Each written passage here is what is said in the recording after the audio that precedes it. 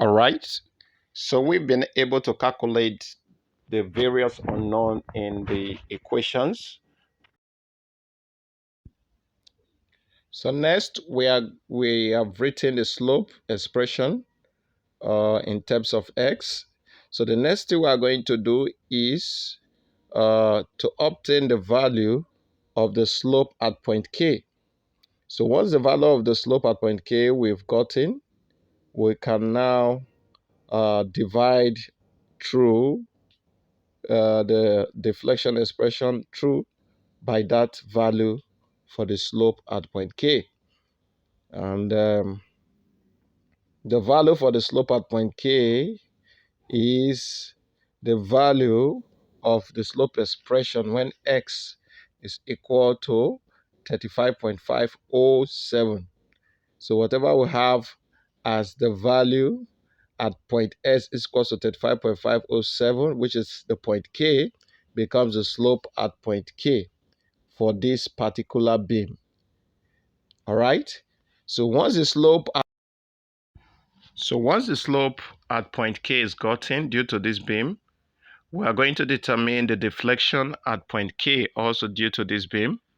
Now, remember that the deflection at point K due to this beam has already been got to look at it here when S is equal to 35.507. So let's fix in that value. Slope deflection at point K is equal to EIY when X is equal to 35.507.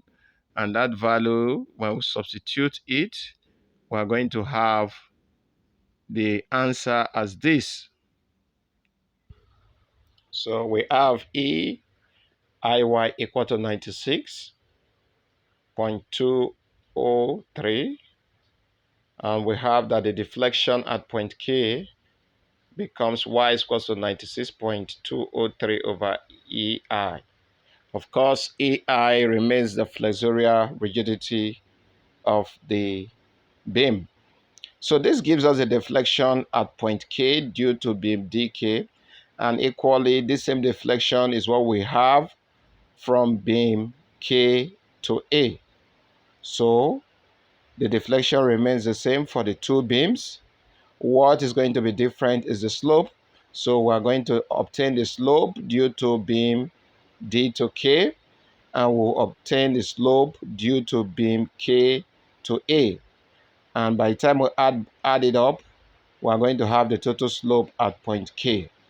All right? So now let's go over to the determination of the slope at point K. Now, slope at point K at S is equal to 35.507.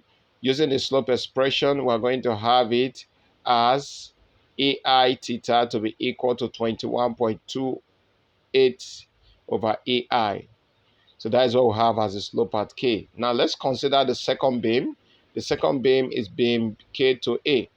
Knowing fully whether the deflection is the same as that of D to K, we are going to apply.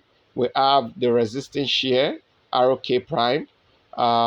We have the distance to be 4.493 meters. Let's take the moment expression for this particular beam.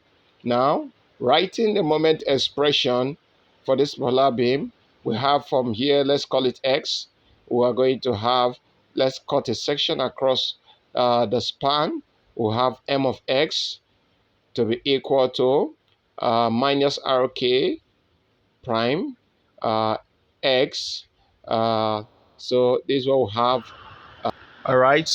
So this is what we have as the moment, a positive moment in the positive direction. So let's correct that figure. We have here to be plus 1. We'll have the other one plus 1. So let's rewrite this moment. We'll write it to have it as 1 minus 0.2225x as our moment expression. Now, having gotten the moment expression, the next thing we're going to get is the slope expression. AI theta is a function of x. We'll have it when we integrate as x minus 0.2225 x squared over 2. We have a constant of integration plus a constant of integration. We can call it something else. Let's call it A. All right. So that is a constant of integration. Let's take the deflection expression for this particular beam by going for a second integration. So we'll have s squared over 2 when integrating. Integrate here, we'll have 0.2225 x raised to power 3 over 6. We equally integrate our constant, it becomes as plus another constant b. All right. So this is what we have as our deflection expression. All right. So let's take boundary condition at K. When deflection is equal to, we have deflection at K from our fixed beam to be 96.203 over AI. That is at the point when X is equal to 0. So we say when X is equal to, when X is equal to 0, we have deflection to be 96.203 over AI. So we are going to substitute this into that expression. Of course, when we substitute S is equal to 0 into the deflection equation, we'll have 0. 0 here. Or everything will cancel off. We'll be left with B. So we have 0. Deflection at S is equal to 0 is 96.203 over AI. And that will give us, substitute 0 into the equation, we'll have our B. All right, so we've gotten our B, which is our second constant. So once we have gotten our B, it becomes easier to obtain our deflection, our slope at point K. Let's clean this board. So we are going to obtain the slope at point K. We need to look for our A. All right. So the next boundary condition will be at support RA. And that support will have deflection to be 0 when X is equal to 4.493. So we are going to substitute 4.493 into our deflection equation. X0, deflection, X 4.493, deflection is 0, so substitute into our deflection expression. We are going to have it 4.493 square raised by 3, sorry, over 6 plus 4.493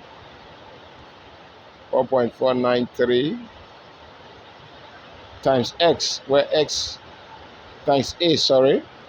Now our B, we know what our B is, so let's substitute B. We'll substitute B into the equation. We are going to have our B is 96.203, and we are going to look for our A. All right. So once we are able to get our A, we cannot substitute the value of A into the slope equation. So let's do that now.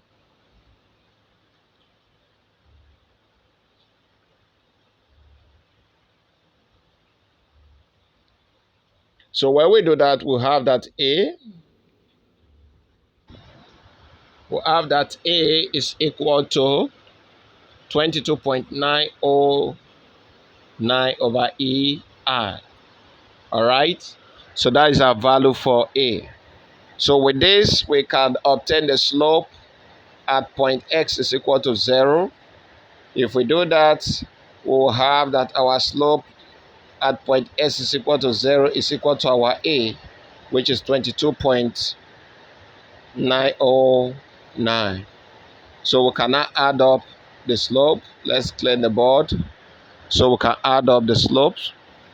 due to Ka and slope due to Dk for the two beams respectively. So when we do that, we are going to have that the total slope at point K, which is slope due to beam DK and slope due to Ka, is equal to 44.191 over AI.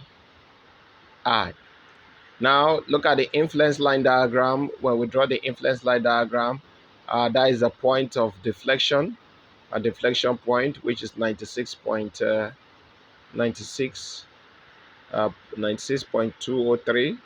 Now we have the beam as this. Let's look at it: 10-meter span, 20-meter span, and here we have 5.507, and that is our point K.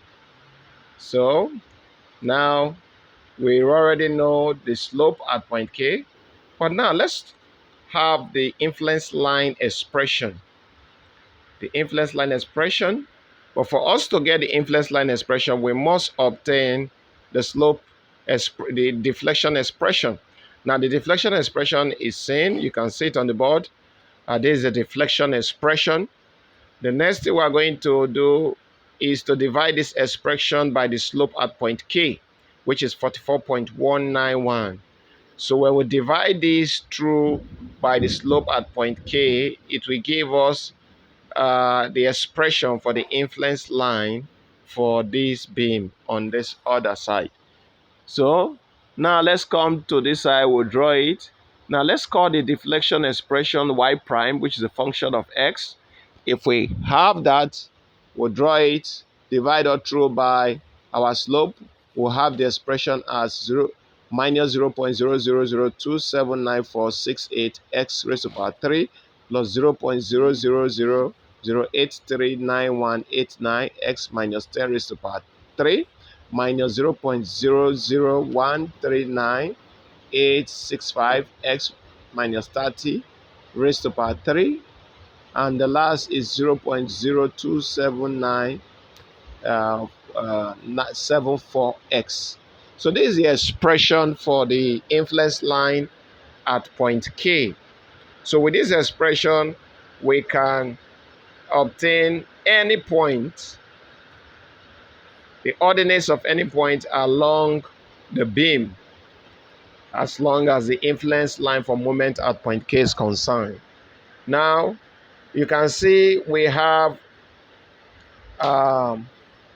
the expression to be a quadratic equation.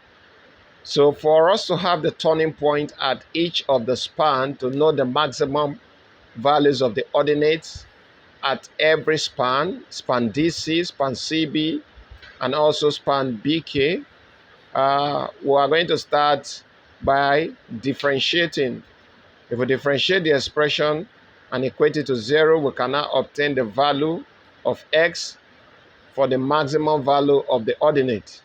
So the value for x for span D to C is 5.776 meters. So if we substitute it to obtain the ordinates, the maximum ordinate at point B to C, we'll have it as 5.66. Substituting, we have 0.1077 meters. That is the ordinate at point, the maximum ordinate along span DC. Similarly, we are equally going to do same for CB.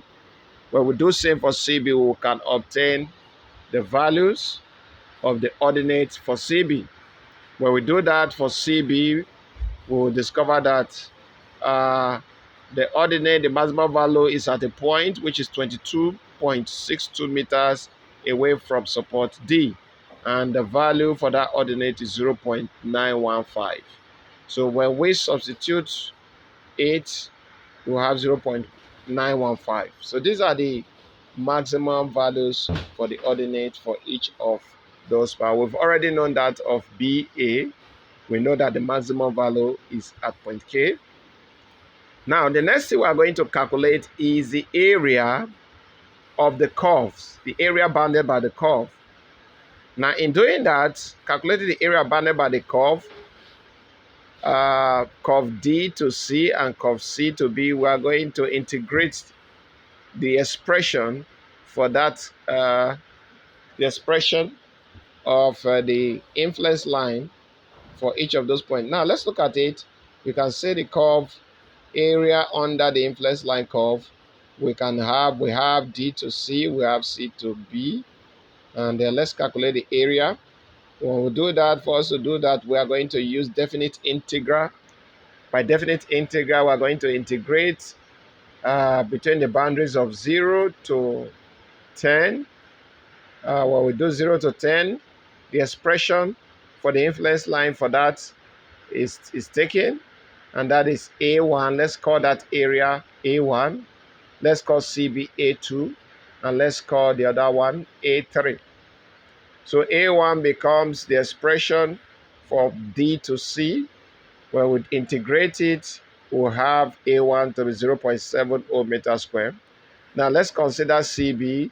If we integrate CB, all right, if we integrate CB, we are going to have it also in CB, the values for the area A2. Now let's go to area A3. Similarly, same way, we integrate it. We have two sections there where we integrate it. We're going to have from KA, we're going to have 10.419. So these are the areas for each of these curves. So once you have done this, you can equally apply any kind of moving load, whether uniformly distributed load or point loads, and obtain the maximum value of those load due to at point K.